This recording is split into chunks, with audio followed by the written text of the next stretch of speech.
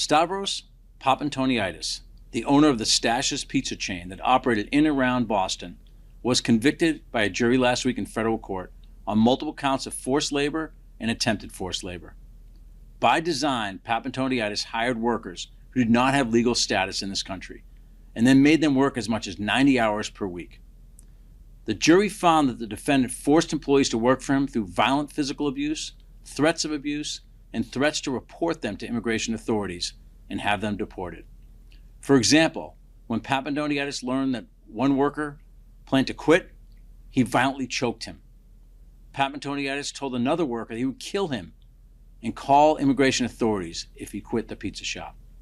When another worker tried to just take a day off and drove away from the pizza shop where he worked, Papantoniadis chased him down in his car, threatened him, and then called the police and lied, claiming the worker had caused a car accident.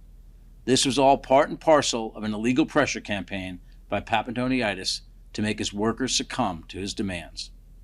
This conviction is one of just a handful of labor trafficking cases ever prosecuted in the District of Massachusetts. But it won't be the last. This prosecution sends a powerful message to employers that abuse and exploitation of employees through fear and intimidation will never be tolerated. I hope that this verdict also alerts others who may have been victims of exploitation and harm by their employers that the federal government is here to help.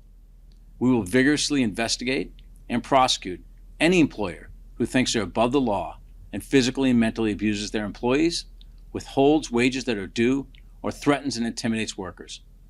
Mr. Papantoniadis preyed on vulnerable workers, exploiting the desperation caused by their immigration status. His violence and threats of violence of deportation constitute forced labor, which is a serious violation of human rights. No one in the United States should live in fear of abuse and coercion in their workplace.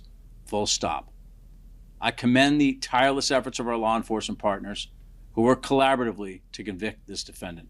And most importantly, we're incredibly grateful to the brave victims who had the courage to tell their story and bring this man to justice.